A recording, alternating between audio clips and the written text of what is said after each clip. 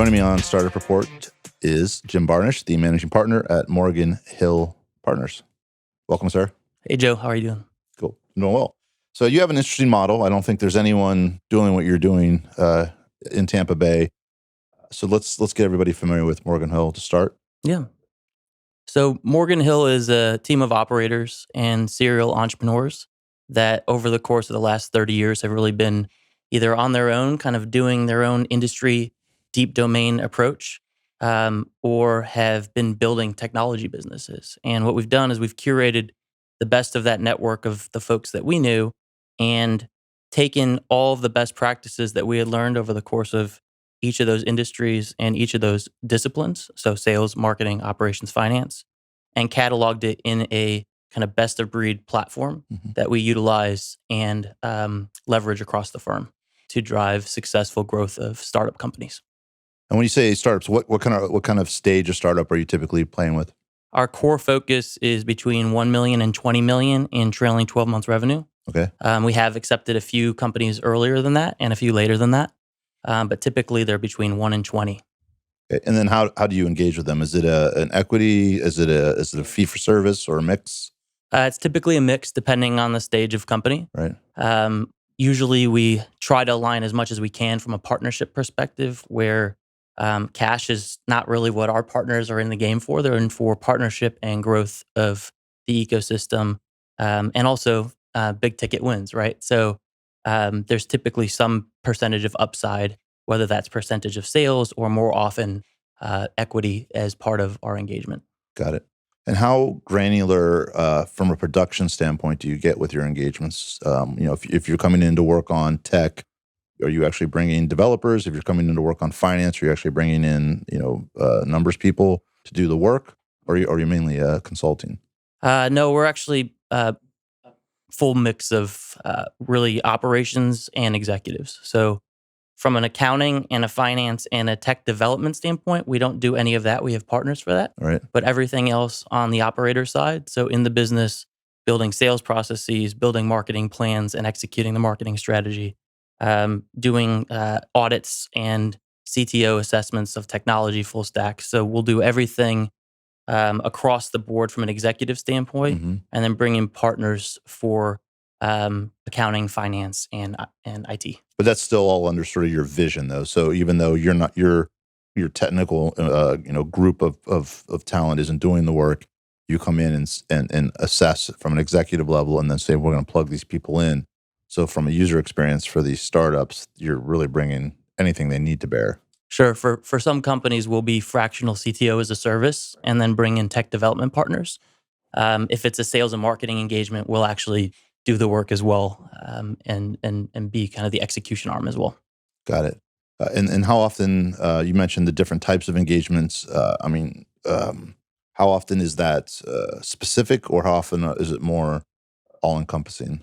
So we'll usually get brought in by financial sponsors, either private equity groups or family offices in most cases, to help one of their portfolio companies with a specific problem. Got it. Whether that's sales, marketing, tech.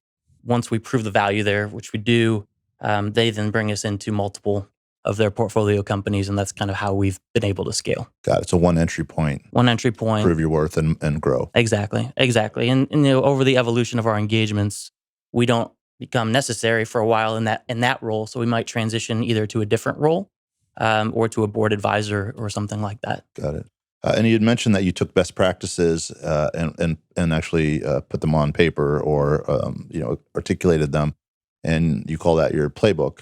Can you dig into that a little bit? Yeah. So the best private equity companies like Vista and the best VC groups like Andreessen all have operators and they have a playbook. So what we did is we tried to apply that on a lower scale for earlier stage companies and up towards 20 million, where we catalog the best practices, put them in a platform using our team of operators, execute against that same approach so that we can drive consistency, so that we can catalog the best data and have probably one of the largest repositories of data, of private data, and really start to see what success looks like when you do this and then this and then this, right? And what our hope is that we can take that data and leverage that to at more of a mass scale than just us operating against it, Right. and use that platform for others to be successful, not just Morgan Hill. Got it. And with that platform, you've actually partnered with some people who even that aren't direct engagements of of Morgan Hill, but that like the platform are using it for their own That's businesses. correct. And one notable one locally, share that how that rolled. Yeah, so locally we've been working with Embark Collective with their coaches to train and certify them on our programmatic approach, which adds some value to their program. They're working with the earlier stage companies, discovery and kind of up through Series A, which is a perfect feed in towards our program. So through that partnership, we're really excited to be able to leverage not only the same kind of data and the same workflow of best practices, but also be able to really help startups locally be able to succeed all the way through that full ecosystem. And so when you talk to, obviously we're with seed funders, we're always working on valuations, and you're playing in that other place that's a little more with some more revenue involved, as you said, 1 to 20. But even still, there as companies are on a good trajectory and expect you to come in and ramp that trajectory up by plugging some of those holes. Are you able to typically go in when you start to look at what the engagement looks like, and do they have often pretty firm valuations, and that you're able to say, here's what a normal engagement will look like, and here's how we break it down between equity and fee, or is that always sort of an amorphous situation?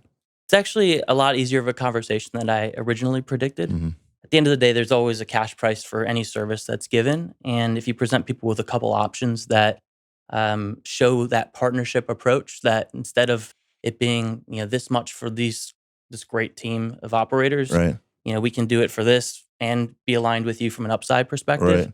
It really actually helps the sales process quite a bit as long as the founders are really on that same page from a partnership approach as well. Got it. So if a founder or an owner in that sort of range is watching this, what might they think about if they wanted to know whether it's a good fit to reach out to you? Yeah, so typical places we get brought in are growth between 1 million and 2 million, 2 million and 5, 5 and 10, and 10 and 20. The problems are usually fairly similar in nature where there's a point that you just can't get past from a consistent growth perspective and you've reached a limit and don't understand why. Oftentimes we get brought in when people are thinking about hiring a full-time executive or have done that previously and that hasn't worked out so well for them, in order for us to actually build the process and then help them hire the right team in. Whether it's growth or whether it's just an understanding of kind of due diligence as a service if you're a financial sponsor. Hmm. There's a lot of programs that we offer for both financial sponsors and companies, but those are probably the most typical ones.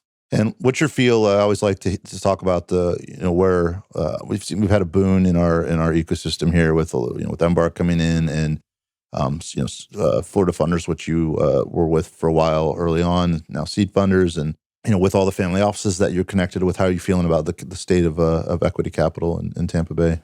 I'm excited. I've only been in Tampa, St. Pete for 6 years now. Yeah, But just in that 6 years alone, it's a totally different ecosystem. We've got a long way to go, but I'm super excited about the traction that we have. I think, between the different investment sources and the education that's ongoing around investment sources, there's huge potential here, that's great. which is why we're here. Cool. Well, we're glad to have you, and especially in St. Pete. And thanks for coming in. Yeah, thanks, Joe.